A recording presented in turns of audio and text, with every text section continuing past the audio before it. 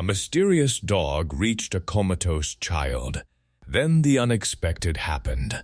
The sterile, fortress-like walls of the St. Jude's Pediatric Trauma Center are built to keep the chaos of the world at bay. It is a place of hushed voices, squeaking rubber soles, and the rhythmic, indifferent beeping of machines that measure the precise distance between life and death. It is a sanctuary of science where miracles are calculated in milliliters of epinephrine and degrees of body temperature, not in magic or prayer. The air is filtered, the floors are bleached, and the doors are secured with magnetic locks that require a badge and a clearance code. Nothing uninvited gets in, nothing dirty gets in, and certainly nothing with 4 legs, matted fur, and the scent of the wild gets in. But on a freezing, torrential Tuesday night in late November, the fortress failed. The intruder didn't have a key card. He didn't have a medical degree. He was a massive, scarred, one-eared mix of wolfhound and shepherd, a creature that looked more like a nightmare than a pet, and his arrival would shatter every protocol in the hospital's history, leaving seasoned trauma surgeons weeping in the hallways, and proving that sometimes the only cure for a broken soul is a savage kind of love. Before we step into the critical care unit to witness this heart-stopping encounter and the secret history that bound the dying boy and the beast together, if you enjoy exploring the deep emotional lives of animals and the hidden mysteries of the natural world, please take a moment to click the like button and subscribe to the channel. It really helps us feed our team of writers and researchers, and ensures we can keep bringing you stories that challenge your view of reality.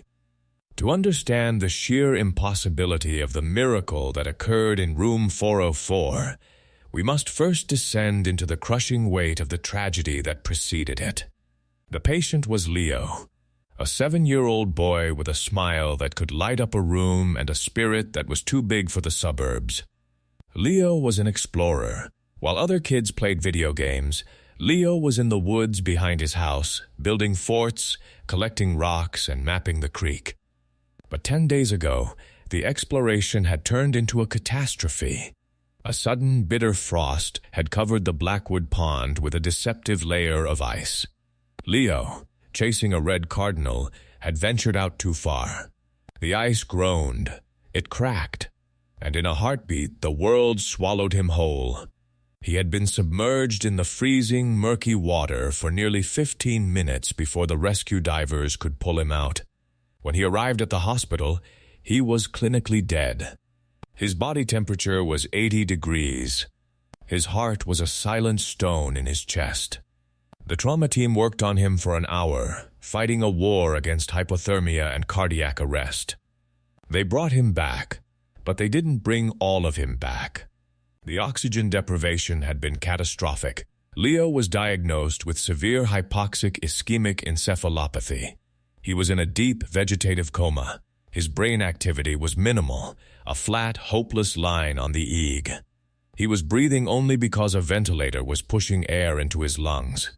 Dr. Aris, the chief of neurology, a man who had seen everything, sat Leo's parents down in the small, gray consultation room. He spoke with the gentle, devastating honesty of a man who knows there are no cards left to play. He told Sarah and Mark that their son was gone. The boy they knew, the boy who loved superheroes and mud, was trapped behind a wall of silence that no medicine could breach. He suggested that they begin to think about the unthinkable. He suggested they think about saying goodbye. Sarah and Mark were drowning. They spent every hour of every day by his bedside in room 404. The room was filled with the smell of antiseptic and the terrifying hiss-click of the ventilator. They read him his favorite comic books until their voices went hoarse. They played his favorite songs on a loop. They held his small, limp hand, squeezing it, begging for a twitch, a movement, anything. But there was nothing. just the cold, plastic feel of a hand that no longer knew how to hold back. They were watching their universe collapse in slow motion. The grief was a physical weight, pressing the air out of the room, turning the hospital into a tomb. Sarah hadn't slept in 3 days. Mark was walking like a ghost. They were preparing themselves for the end. But while the tragedy was unfolding in the sterile silence of the 4th floor, a different kind of drama was playing out in the chaotic wind and rain of the hospital parking lot. For 3 days, the security guards had been reporting a disturbance. It wasn't a person. It was a dog. Or at least, they thought it was a dog. He was a terrifying sight, a large, gaunt creature with fur the color of storm clouds, matted with mud and burrs. He had a jagged scar running down his left flank, and one of his ears was torn in half, giving him a piratical, dangerous appearance. He didn't beg for food near the dumpster. He didn't bark at the passing ambulances. He simply sat. He sat by the automatic sliding doors of the emergency room entrance, staring at the glass with intense, burning amber eyes. The guards called him the Phantom. They tried to chase him away. "Get out of here. Go on," they would shout, waving batons. The dog would retreat to the edge of the woods, vanish into the shadows, and the moment they turned their backs, he would be back. Sitting, staring, waiting. One guard, a kind man named Miller, tried to lure him into a cage with a piece of turkey from his sandwich, thinking the animal was starving. The dog looked at the meat, then looked at Miller with a gaze of profound, intelligent dismissal. He wasn't hungry. He was on a mission. He was vibrating with a singular, desperate purpose. He knew something the humans didn't. He knew that inside that fortress of glass and steel, his heart was dying. The storm hit on Tuesday night. It was a weather event of biblical proportions. A nor'easter slammed into the coast, bringing freezing rain and winds that tore branches from the trees. The sky turned a bruised purple, and thunder shook the foundations of the hospital. At 3:14 am, a bolt of lightning struck the main transformer block 2 streets away. The hospital plunged into darkness. For 10 terrifying seconds there was silence. Then the backup generators roared to life, and the emergency lights flickered on, casting the corridors in an eerie, red-tinged gloom. In that moment of transition, the electronic locking mechanism on the main ER doors surged and failed. The doors slid open and stuck there, jammed by the sudden power fluctuation. The security guard at the desk was distracted. He was on the radio shouting about the power outage, trying to coordinate with maintenance. He didn't see the shadow detach itself from the darkness outside. He didn't see the gray blur slip through the open doors. The Phantom was inside. A dog in a hospital usually creates immediate chaos. Claws scrabble on tile, barking echoes in the halls. Panic ensues. But this dog moved with the stealth of a wolf stalking prey. He didn't run. He moved with a low center of gravity, his belly brushing the floor, his ears flattened against his skull. He was invisible. He ignored the smell of the cafeteria, usually an irresistible lure for a stray. He ignored the open door of the supply closet. He was tracking a scent. It was a faint, fading scent, buried under layers of bleach, latex, and sickness. But to his nose, an instrument 10,000 times more sensitive than a human's, it was a beacon in the dark. It was the scent of Leo. He moved past the trauma bay. He ducked behind a gurney as a team of nurses ran past with a crash cart. He found the stairwell door, nudged it open with his nose, and began to climb. 4 flights of stairs. His paws were muddy, leaving faint prints on the concrete. But he didn't stop. He reached the 4th floor, the pediatric ICU. This was the most secure area of the hospital. The nurses' station was a hive of activity as the staff dealt with the power surge alarms. The dog waited in the shadows of the linen cart. He watched the nurses. He waited for a gap. When a nurse rushed into room 402 to check a monitor, the dog moved. He slipped past the station, a gray ghost in the red emergency light. He counted the doors with his nose. 401, 402, 403. Room 404 was quiet. The storm raged against the window, rain lashing the glass like gravel. Mark had finally collapsed from exhaustion, asleep in the recliner chair in the corner. Sarah was awake. She was standing by the window, staring out at the violent night, her back to the door. She was weeping silently, her shoulders shaking. She had just whispered a prayer to a God she wasn't sure she believed in anymore, begging for a sign. Just one sign that her son wasn't gone. The door handle didn't turn. The door was slightly ajar, unlatched by a nurse who had just checked the vitals. It pushed open slowly. Sarah heard the creak. She wiped her eyes and turned around, expecting Dr. Aris with the final paperwork. She froze. The scream died in her throat, choked off by pure, primal shock. Standing in the doorway, dripping wet, smelling of ozone, mud, and wet fur, was the beast. He filled the frame. In the dim light, he looked enormous, a creature from a fairy tale or a nightmare. His fur was spiked with rain. His amber eyes were glowing. He looked at Sarah. Sarah's instinct was to protect her child. This was a wild animal. A wolf. A killer. She took a step toward the bed, ready to throw her body over Leo. Mark woke up at the sound of her gasp. He saw the dog. "Hey!" he shouted, his voice cracking with sleep and terror. "Get out! Get out of here!" He grabbed the heavy metal chair, raising it like a weapon. "Security! Help!" The dog didn't growl. He didn't bare his teeth. He didn't back down. He looked at Mark, then he looked at the bed. He let out a sound that broke the tension in the room like a hammer striking glass. It wasn't a bark. It was a high, desperate whine, a sound of pure, agonizing grief.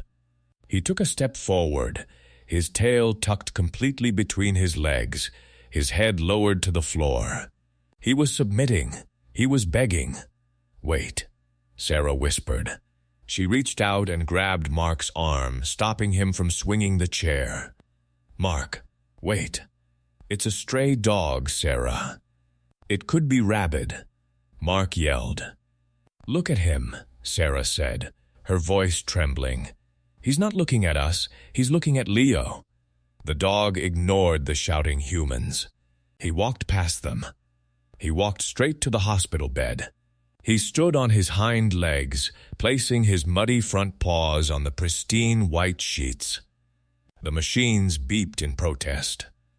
The dog looked down at the boy. He looked at the plastic tube in Leo's throat. He looked at the pale, waxy skin. He sniffed Leo's face, inhaling deeply, checking for the scent of life. Then the beast did something that no medical textbook could explain. He climbed onto the bed. The mattress groaned under his weight. He didn't step on the boy. He crawled, belly low, until he was lying alongside Leo's legs. He inched forward until his massive head rested gently on Leo's chest, right over the boy's heart. He closed his eyes. He let out a long, shuddering sigh that seemed to release days of held breath. And then he began to make a sound. It was a purr, but not a cat's purr. It was a deep, guttural, vibrating rumble that started in his chest and resonated through his ribs. It was a low-frequency hum, the kind of sound a mother wolf makes to keep her pups warm in a blizzard. The vibration traveled through the sheets, through the hospital gown, and into the chest of the boy. The security guards burst into the room a moment later, breathless, batons drawn. "We found the breach. Get away from the patient." The lead guard shouted. He lunged for the dog's collar. No. Sarah screamed. She threw herself across the bed, covering the dog with her own body. Don't you touch him. Don't you dare touch him. Ma'am, this is a sterile environment. That animal is a biohazard. We have to remove it immediately. Look at the monitor, Mark said, his voice dropping to a whisper. Oh my God. Look at the monitor. The room went silent. Everyone turned to the screen above the bed. For 10 days, Leo's heart rate had been a sluggish, mechanical rhythm, kept alive by drugs. His oxygen saturation had hovered dangerously low. The green line had been a flat, depressing landscape. But now the line was spiking. Beep, beep, beep. The rhythm was changing. It was climbing. It was strengthening. The heart rate was syncing with the vibration of the dog's chest. The oxygen levels were rising. The cortisol levels, the stress hormones that had been flooding Leo's system even in his coma, were plummeting. Let him stay, Dr. Aris said from the doorway. He had arrived with the security team, but he was staring at the monitors with the wide eyes of a man witnessing a miracle. Stand down. Don't touch the dog. But doctor, the protocol... The guard stammered. Screw the protocol, Aris whispered. Whatever is happening right now, it's working. The boy is responding. The dog didn't move. He didn't acknowledge the people. He was focused entirely on the boy. He began to lick Leo's hand. He licked the fingers, rough and wet, cleaning the skin with a rhythmic, abrasive tenderness. He was stimulating the nerves. He was calling him back. Wake up. I am here. You are not alone in the dark. Wake up. For 20 minutes, the standoff continued. The only sound in the room was the storm outside and the deep rumble of the dog. Sarah and Mark stood by the bed, holding each other, afraid to breathe. Then it happened. Leo's finger, the index finger of his right hand, which was resting against the dog's fur, twitched. It wasn't a spasm. It wasn't a reflex. It was a deliberate, conscious movement. The finger curled. It buried itself in the thick, matted fur of the dog's neck. Then Leo's eyelids fluttered. He frowned. He fought the ventilator, taking a jagged breath on his own. The machine alarmed, sensing the patient was over-breathing it. Leo opened his eyes. They weren't the glassy, vacant eyes of a vegetable. They were confused, unfocused. But they were there. He blinked against the harsh emergency lights. He looked at the ceiling. He looked at his weeping mother. Then he looked down. He saw the massive gray head resting on his chest. He saw the amber eyes watching him. He didn't scream. He didn't panic. A faint, weak smile touched the corner of his mouth, cracking the mask of the coma. He whispered one word. His voice was a rasp, barely audible over the rain, but to everyone in the room it sounded like a shout. Shadow. The dog let out a sharp bark, woof, and buried his face in the boy's neck, licking the tears from his cheeks. Shadow? Mark asked, tears streaming down his face. Leo, do you know this dog? Leo nodded weakly. His hand tightened on the dog's fur. He came back, Leo whispered. The truth came out the next day. It was pieced together from police reports and the testimony of an old fisherman named Elias, who had been too afraid to come forward earlier because he was poaching on the private lake. Leo hadn't been alone that day. For months, Leo had been sneaking his lunch meat into the woods.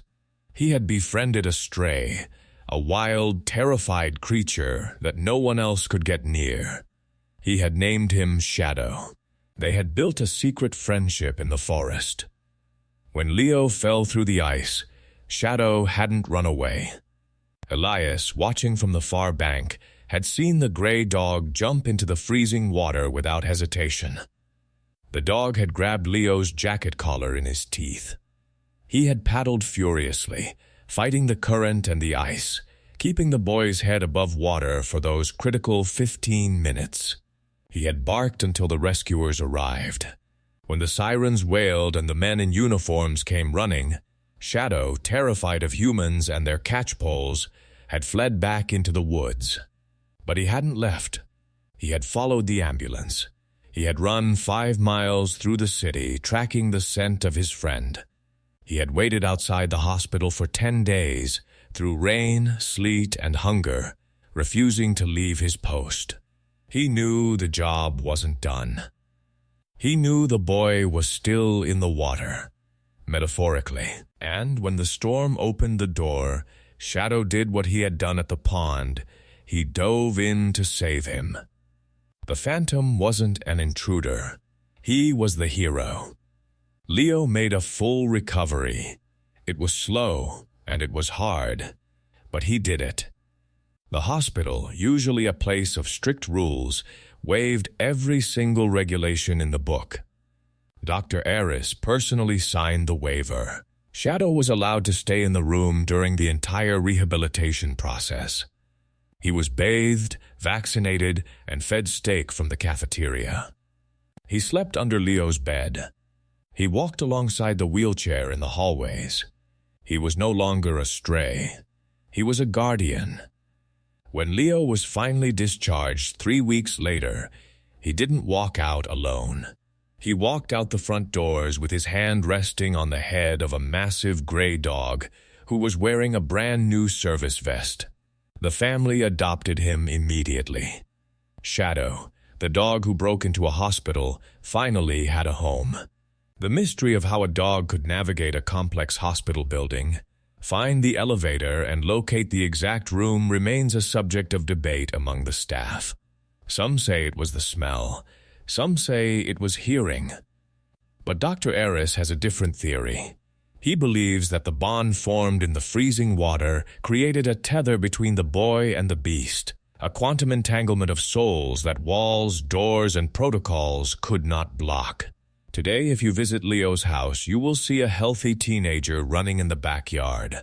And always, just a step behind him, watching the perimeter, is a gray, scarred dog with amber eyes. They are never apart. The story of the mysterious dog and the comatose child traveled the world, reminding us that modern medicine is powerful, but it is not the only source of healing. Sometimes, the cure isn't found in a pill or a surgery. Sometimes, the cure is a cold nose, a beating heart, and the unstoppable, savage loyalty of a friend who refuses to say goodbye. If you found this story of survival, loyalty, and the incredible intuition of animals moving, please consider checking out our shop to support our mission. We have posters, notebooks, and hoodies that help us stay independent and ad-free. And if you haven't already, please do like and subscribe. It really helps the channel grow and ensures we can keep bringing you stories that matter. Thank you for watching.